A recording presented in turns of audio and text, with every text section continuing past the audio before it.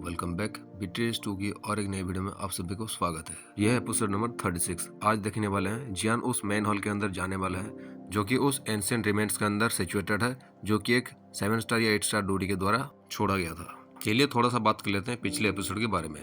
Last episode में हमने देखा था जियान उस मॉन्स्टर को रिफाइन कर लिया था जो कि उस डूडी ड्रैगन की शरीर से उसको मिला था। जब मॉन्स्टर को मिल जाता है तब यूरो बोलता है कि चलो हम चलते हैं। तभी जियान बोलता है कि अरे पागल हो क्या, अभी यहाँ से बहुत कुछ मिलने वाला है। ऐसा कैसे हो भी ना, क्योंकि ये एक 5 स्टार डूडी के बराबर का मॉन्स्टर था। फिर क्या था, जियान ने अपने एम्परर फिल्म को जला के उसको धीरे धीरे रिफाइन करने लगता है। उसके शरीर जब धीरे धीरे रिफाइन होने लगता है उसमें से 7 ड्रॉप ऑफ ब्लड उस ड्रैगन के निकल के आते हैं, जो कि एक जेड के बोतल में वो निकल के रख लेता है। अभी जियान से इस मॉन्स्टर की वजह से इतना ज्यादा फायदा हो गया कि शायद अगर इसके बारे में दूसरे लोगों को पता चलता था, जो लोग इस मॉन्स्टर को डिफीट करने में मदद किए थे, तो शायद वो आके यहाँ पे सर को अपना फोड़ दें। काम किसी और ने किया और उसका फायदा कोई और लेके जा रहा है यहाँ पे। चलो हम भी अपना बोरी बिस्तर बांध के जियान के साथ चल पड़ते हैं। तो जैसे कि जियान ने कहा है, हम लोग अभी निकल के जा रहे हैं मेन हॉल के अंदर। वो बहुत ही ज्यादा डीप रीजन में है इस जंगल के। तो स्टार्टिंग होता है, हम आगे देखते हैं। जब वो धीरे धीरे उस डीप रीजन में जाते जाते हैं, उस रास्ते में कुछ मैजिकल बीस्ट पे उनको मिलते हैं। जब मैजिकल बीस्ट अपने वायलेंट फॉर्म में आने लगते हैं कि कोई यहाँ पे रस कर रहा है, तभी कुछ 10 मिनट के बाद वो जो ओरा रहता है पूरी तरह से गायब हो जाता है। ये देख के वो लोग भी आराम से अपने रास्ते में चले जाते हैं।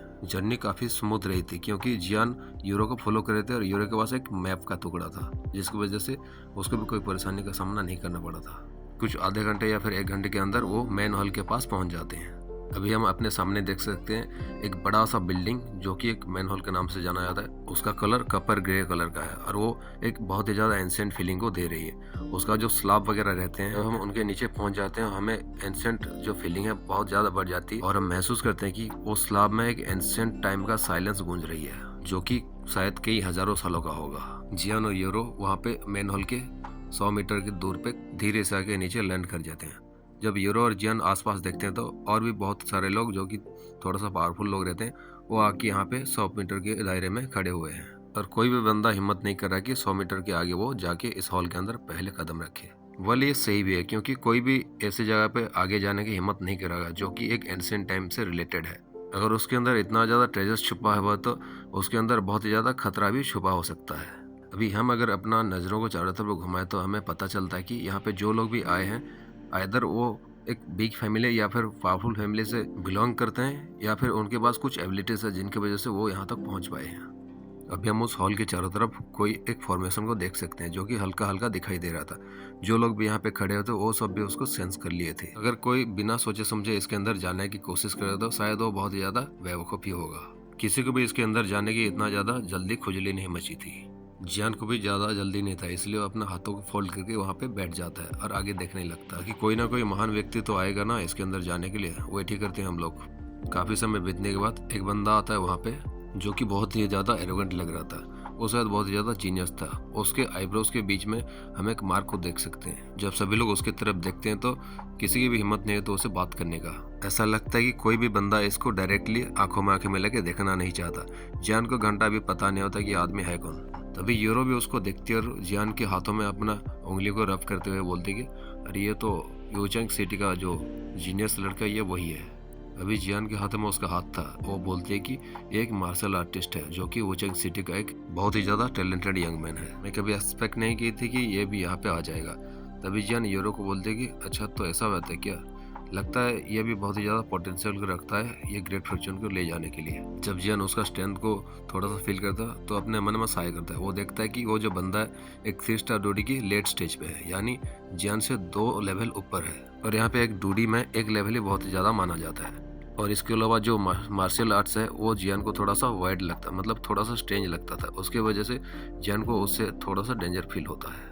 लेकिन भले ये 3 स्टार डूडी पीक पे हो और एक मार्शल आर्टिस्ट हो, लेकिन जियान के लिए कोई भी थ्रेट को पोजेस नहीं करता। इसलिए जियान उसकी तरफ देखता है और भी उसके चारों तरफ जो बंदे थे उसके तरफ देखने लगता है। उस वुचेंग सिटी का यंगमैन का नाम रहता है ऊहवान। जियान जब उस स्पॉट पे देखता है जहाँ पे ऊहवान खड़ा हुआ है, उसके साइड में वो देखता है कि फेंगली चेंग भी खड़ा हुआ है और उसका ग्रुप भी उसके सामने है। भले फेंगली चेंग फेंग ली होती है, जो कि कुछ देर पहले सोलोमन सेक्ट की मेंबर से लड़ रही थी और उसी की वजह से सोलोमन सेक्ट का जो मेंबर है वो अपने आप को सेल्फ डिस्ट्रक्ट कर दिया था। वो सभी लोग भी जियान को सेंस कर लेते हैं और उनकी आंखों में एक कोल्डनेस भर जाती है। ये वाकई जियान है और उसका ग्रुप है यहाँ पे आ चुके हैं। जब वो फेंगली के ग्रुप जियान को सेंस करते हैं, वो लोग सोचते हैं कि ये वही लड़का है जिसको हमारे यंग मिस जो रहती हैं फॉलो कर रही थी। अगर ऐसा नहीं होता तो शायद वो सोलोमन सेक्ट का जो मेंबर है उनको नहीं मिलती और अभी उसका जो हालत है इतना ज़्यादा खराब नहीं हुआ होता। अभी वो मेंटली बहुत ही ज़्यादा अनस्टेबल हो गई है वो लड़की। लेकिन इसके बावजूद भी वो जो सेल्फ एक्सप्लोजन था वो बहुत ही ज़्यादा पावरफुल था, उसको अंडर एस्टिमेट नहीं किया जा सकता। अभी जियान वहाँ से अपना नज़रों को हटा के फेंगली के पीछे की तरफ देखता है, जहाँ पे उसको एक ओल्ड मैन दिखाई देता जिसका बालों का रंग सफ़ेद कलर का दिख रहा था और वो देखने में बहुत ही ज़्यादा चार्मिंग दिख रहा था और उसको कोई भी देखेगा तो ये पता चल जाएगा कि वो एक ऑर्डिनरी पर्सन नहीं है। जब जियान उसकी तरफ देख रहा था वो भी उसको नोटिस कर लेता है और वो फेंगली को पूछता है, फेंगली क्या ये वही लड़का है जिसको तुम फॉलो कर रहे थे और तुम बोल रहे थे कि इसके पास एक एम्पायर लेवल का सोल पावर है। फेंगली अपने दांतों को मिसते हुए बोलते कि हाँ ये वही लड़का है, इसका जो सोल पावर है बहुत ही ज़्यादा पावरफुल है, मुझसे तो बहुत ही ज़्यादा पावरफुल, मैं फील कर पा रही हूँ। अभी हमें बताया जाता है कि ये जो लड़की फेंगली रहती है वो फेंगली चेंग सिटी का जो ओनर रहता है उसकी बेटी है और ये पहले से ही अल्केमिस्ट की प्रैक्टिस कर रही है और बचपन से इसका जो सोल पावर है वो बहुत ही ज़्यादा पावरफुल रही है। अभी वो एक 9th रैंक का अल्केमिस्ट बन चुकी है और वो अपने आगे अपना ब्रेक थ्रू करने की कोशिश कर रही है जो कि एक एम्पायर लेवल में होगा। और मैं भी शायद इसलिए वो अपने भीतर दो एलिमेंट को एक ही साथ कल्टिवेट कर पाते हैं, लेकिन उसका जो फाइटिंग स्पिरिट है वो थोड़ा सा कमज़ोर है। बोले ये बात नहीं है कि उसका फाइटिंग इतना ज़्यादा ख़राब है, लेकिन जब से वो फेंगले सिटी से बाहर आके जियान से मिली है तब उसके मन में एक स्ट्रॉन्ग फीलिंग आ रही है कि जियान उसके सामने जो कभी भी आ जाता है तो उसको एक फीलिंग आती है कि ये बहुत ज़्यादा पावरफुल अल्केमिस्ट है और उसी की सेम जेनरेशन में इतना ज़्यादा पावरफुल अल्केमिस्ट का होना उसको जियान की तरफ अट्रैक्ट करने लगी थी। अभी वो जियान के ऊपर बहुत ही ज़्यादा इंटरेस्टेड था और वो जब जब जियान को देखती है उसका जो अट्रैक्शन है बहुत ही ज़्यादा बढ़ जाती है। वो पर्सनली चाहती है कि जियान को एक अपॉर्चुनिटी ढूंढ के उसके साथ कम्पीट करे और शायद आज तक इस दूरी कंटेनर में पहले कोई भी इस लड़की को ऐसे अट्रैक्शन या फिर अफेक्शन नहीं कर पाई थी। अभी ये कहना गलत नहीं होगा, हमारा जो जियान का कैरेक्टर वो भी बहुत ही ज़्यादा मिस्टीरियस और बहुत ही ज़्यादा टैलेंटेड है, इसलिए कोई भी उससे बहुत ही जल्दी अट्रैक्ट हो जाती है। और दूसरी तरफ हम उसकी लड़की के बारे में बात करें तो वो भी बहुत ही ज़्यादा टैलेंटेड गर्ल है, क्योंकि वो एक साथ दो एलिमेंट का कल्टिवेट करे। जैसे उसके अंदर एक वाइन एट्रीब्यूट भी है और दूसरा थंडर एट्रीब्यूट भी है। और बाय द वे मैं आपको बता दूं, आगे चल के जियान के पास भी बहुत सारे एलिमेंट आने वाले हैं, यानी कम से कम 4 या 5 एलिमेंट आने वाले हैं। अभी जियान के पास ओरिजिनली 2 एलिमेंट है, जो कि एक फायर एलिमेंट और दूसरा वुड एलिमेंट। जो वुड एलिमेंट है वो अल्केमी में काम आता है, लेकिन कोई बंदा अगर वुड एलिमेंट में थोड़ा सा ज़्यादा ध्यान देता है तभी वो फाइटिंग में भी काम आ सकता है। अभी जो फेंगली के साइड में जो व्हाइट कलर का बंदा खड़ा हुआ था वो थोड़ा सा स्माइल करके बोलता कि हे लगता है तुम इस बार पूरी तरह से सक्सेसफुल हो जाएगा और तुम एक एम्परर लेवल का अल्केमिस्ट में ब्रेक थ्रू कर लोगे। अगर तुम्हारा लक अच्छा रहा तो शायद उसके अंदर तुम्हें कुछ ऐसा चीज़ें मिलेगी जिसकी वजह से तुम इसके ब्रेक थ्रू करने में बहुत ही ज़्यादा चांसेस बढ़ जाएंगे। फेंगली एक नॉट करते हैं और जियान भले उसको बहुत ही ज़्यादा अट्रैक्ट फील करवा रहा हो, लेकिन इसके सामने जो मैन हॉल है अभी ये बहुत ही ज़्यादा सेंटर ऑफ पॉइंट बन के खड़ा हुआ है सबके सामने। और अभी कुछ देर के लिए उसका इंटरेस्ट जियान से हटा के इस मैन हॉल के अंदर देना होगा। अभी जियान भी उसी जगह से अपना जो नज़र था उसको हटा के दूसरी तरफ देखने लगता है जहाँ पे भीड़ जमा होता सैकड़ों लोगों का। वहाँ पे अभी अफरा तफरी मचाते क्योंकि वहाँ से कोई बंदा जाके उस मैन हॉल के अंदर घुसने की कोशिश कर रहा था। वो सब उसी की तरफ देख रहे थे। अभी सभी के सामने जो बंदा वहाँ पे रश कर रहा था, सब देखते हैं कि ये बंदा फॉर्मेशन को खुलने से पहले ही इसके अंदर जाने की कोशिश कर रहा है। जब वहाँ पे उसका कदम रखा ही था वहाँ पे बहुत ही ज़्यादा एनर्जी का जो स्टॉर्म है वो चलने लगता है। वहाँ पे अजीब अजीब चीज़ें होने लगती है और जो सैकड़ों लोग वहाँ पे खड़े हुए थे मुश्किल से उसको रेजिस्ट कर पा रहे थे, लेकिन देखते ही देखते वो सैकड़ों लोग उसके अंदर खींच लिए जाते हैं और वो उनका एक सोल का टुकड़ा भी नहीं बचता, वहाँ पे पूरी तरह से वहाँ पे ख़त्म हो जाते हैं। अभी हम देखते हैं कि ये जो सैकड़ों लोगों को लीड करता एक बंदा वो एक 3 स्टार ड्यूटी का मिडिल लेवल पे था और इस मिडिल लेवल का होने के बावजूद भी इसका जो एक सोल का टुकड़ा भी नहीं बचा है। अभी हम समझ सकते हैं ये फॉर्मेशन कितना ज़्यादा खतरनाक है। ये शायद ऐसा फॉर्मेशन हो जो कि इस हॉल को पूरी तरह से प्रोटेक्ट कर रहा है। और अभी जो उस फॉर्मेशन से एक फॉर्म हुआ था एक बहुत ही बड़ा फायर का ड्रैगन रहता है और उसके चारों तरफ एक ब्लैक कलर का विंड घूमती रहती है और उसी चीज़ की वजह से अभी यहाँ पर सैकड़ों लोग मारे गए थे। अनएक्सपेक्टेडली जियान भी उस ग्रुप के पास ही में खड़ा हुआ था, इसलिए वो जो फायर ड्रैगन का जो सक्शन फोर्स था वो जियान को भी खींचने लगा था। जियान ये देख के थोड़ा सा स्टार्टल हो जाता है, क्या है टेरिफाइंग लेवल का फॉर्मेशन है। लेकिन जब वो फोर्स जियान की तरफ आता है, जियान अपने शरीर के अंदर से एक मिल्की व्हाइट कलर का पेटल्स को नीचे गिरा देता है, यानी एक फ्लेम का टुकड़ा को नीचे गिरा देता है और वो जियान को पूरी तरह से रैप करके कवर करने लगता है। जब वो फायर ड्रैगन में पावरफुल सक्शन फोर्स जियान के उस व्हाइट कलर के फ्लेम से टकराता है, वहाँ पे बूम साउंड के साथ बहुत ही बड़ा ब्लास्ट होता है। यहाँ पे इतना बड़ा ब्लास्ट हुआ ही था, यहाँ पे चारों तरफ धुआं फैल जाता है और वो जो फायर ड्रैगन और ब्लैक कलर का जो विंड था वो धीरे धीरे खत्म होने लगता है। जब धुआं हटता है तो सब लोग देखते हैं, सभी की आंखों में हम अभी शॉक देख सकते हैं, क्योंकि उस पावरफुल सेक्शन फोर्स की वजह से जियान का जो मिल्की व्हाइट कलर का फ्लेम था वो थोड़ा सा भी फ्लक्चुएट नहीं हुआ था, बल्कि उसके बावजूद वो जो फायर ड्रैगन और वो जो ब्लैक कलर का वाइंड था वो पूरी तरह से खत्म हो गया। तो वहाँ पे तभी जो वुहान था वो भी सभी पावरफुल लोगों को देखता है और बोलता है कि अगर सब पावरफुल बंद यहाँ पे आ ही गए हैं तो चलो हम अपना स्ट्रेंथ को यूज करके यहाँ पे उस फॉर्मेशन को तोड़ने की कोशिश करते हैं, नहीं तो हम लोग यहाँ पे जो ग्रेट फॉर्च्यून है उसको कभी भी हासिल नहीं कर सकते।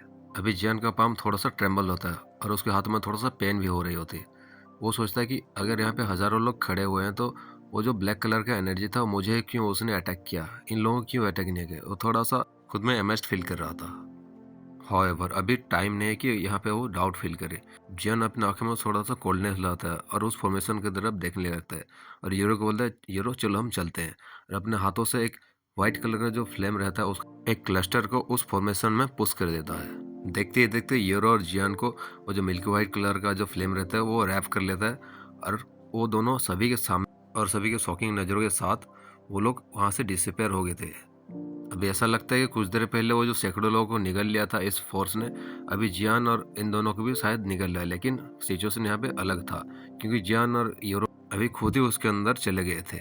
यार बाकी लोगों के चेहरे पे 12 बज चुका है, उनका चेहरा देखने का लायक है। अभी जियान और यूरो उसके अंदर घुसे ही थे। वहाँ पे जो जियान खड़ा था और यूरो जो उस फ्लेम के साथ खड़े थे, उनके नीचे एक व्हाइट कलर का लोटस का पेटल खिलने लगता है। धीरे धीरे वो और भी ज़्यादा बड़े होने लगता है। देखते देखते उसी जगह पे बहुत ज़्यादा ब्राइटनेस बढ़ जाते हैं और सभी की आंखों के सामने अभी सफ़ेद लाइट दिखाई देने लगता है। अभी जो वहाँ पे वुहान खड़ा हुआ था वो नोटिस करता है कि जियान शायद इसके अंदर जाने के लिए कोई रास्ता को ढूंढ लिया है और शायद अभी वो इस फॉर्मेशन को तोड़ने की कोशिश कर रहा है। लेकिन जब वो अपने सामने धीरे धीरे बड़ा होता हुआ उस लोटस की व्हाइट कलर के लोटस को देखता है तो उसके अंदर एक चिल फैल जाती है, क्योंकि उसको उस लोटस से बहुत ही ज़्यादा खतरनाक फीलिंग आ रही थी।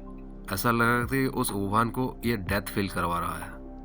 अभी वुहान अपने दांतों को मिसते हुए बोलता है कि अगर ऐसी ये बात है तो चलो हम भी उनको फॉलो करते हैं, लगता है जियान ने किसी रास्ते को ढूंढ लिया है। और ये कहने के बाद वो जो वुहान रहता है अपने ग्रुप को लेके उसी रास्ते से चला जाता है जहाँ पे जियान एंट्री किया था। इन लोगों को जाते हुए देख के जो फैंगली रहते वो अपने ग्रुप को लेके वो भी चले जाते हैं इनको फॉलो करते हुए। बाकी के बच्चे कुछ लोग थोड़ा सा हेजिटेट करने के बाद वो लोग भी उसी रास्ते से चले गए थे जहाँ से अभी जियान पास किया था। तभी एंड में हम देखते हैं कि एक प्यारी सी लड़की बोलते हैं कि अभी बहुत ही ज़्यादा मज़ा आने वाला है, और ये कहने के बाद वो भी उस फॉर्मेशन के अंदर घुस जाती है। तभी ये फॉर्मेशन के अंदर जो मेन हॉल है और इसके बाहर का, इन दोनों में एक ही कदम का फ़र्क है, यानी एक स्टेप और उनको मिलेगा ग्रेट फॉर्च्यून। अभी जो वुहान और उसके ग्रुप उस फॉर्मेशन के अंदर घुस गए थे वो नोटिस करते हैं कि वहाँ पे जो फॉर्मेशन है वो धीरे धीरे वो व्हाइट कलर का फ्लेम वहाँ से गायब हो रही है। देखते देखते वहाँ का जो एयर रहता है वो डिस्टॉर्टेड हो जाता है। एज ए रिजल्ट वुहान अभी नोटिस करता है कि जियान का जो ब्रेथ था वो धीरे धीरे गायब हो रहा है। कुछ ही सेकंड के अंदर जो जियान का पूरा का जो फ्लेम रहता है और उसका जो ब्रेथ रहता है धीरे धीरे पूरी तरह से वहाँ से डिसअपियर हो जाता है। अभी देखने से ऐसा लगता है कि जियान इसके अंदर कभी एंटर किया ही नहीं है, और वुहान को ऐसा लगता है कि वो एंटर करने वाला थर्ड पर्सन नहीं बल्कि वो दूसरा पर्सन है, वो मरने वाले लोगों के बाद। वो बोलता है कि डैम इट, मैंने कैसे जियान का जो ब्रेथ है उसको खो दिया। मैं बहुत ही ज़्यादा बेवकूफ़ इंसान हूँ। मैं जियान को खो दिया, अब मैं कहाँ जाऊँगा? अरे मजाक था भाई, मजाक। अभी ऊचेंग सिटी का जो जीनियस वुहान है उसका जो हालत है बहुत ज़्यादा गंदी होके पड़ी है शायद लगता है। वो सोच रहा था कि यार उसने एंटर ही क्यों किया इस जियान के पीछे आके। अब मुझे पर्सनली पता नहीं कि जियान और यूरो यहाँ से कहाँ गायब हो गए हैं, लेकिन मैं भी बहुत ही ज़्यादा क्यूरियस हूँ कि वो दोनों गए कहाँ इधर से। तो अभी तो वक्त हो गया, आज का एपिसोड यहीं पे ख़त्म करते हैं, और नेक्स्ट एपिसोड में हम देखने वाले इन लोगों का अभी यहाँ पे होने क्या वाला है और जियान और यूरो कहाँ पे चले गए।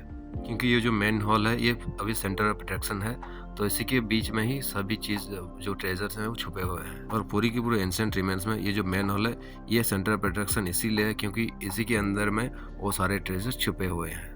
और अभी ये मैन हॉल का आर्क कितने दिन तक चलने वाला वो तो पता नहीं है, क्योंकि इस मैन हॉल का जो एरिया है बहुत ज़्यादा वास्ट है, इसलिए यहाँ पे लग रहा है कि एक छोटी सी दुनिया बन गई है, और इस दुनिया में हज़ारों लोग जो हैं यहाँ पे कम्पीट कर रहे हैं उस फॉर्च्यून के लेने के लिए। तो चलिए देखते हैं नेक्स्ट एपिसोड में इसके अंदर होने क्या वाला है। तब तक बने रहिए हमारे साथ और मिलते हैं और एक एपिसोड के साथ। सी यू अगेन।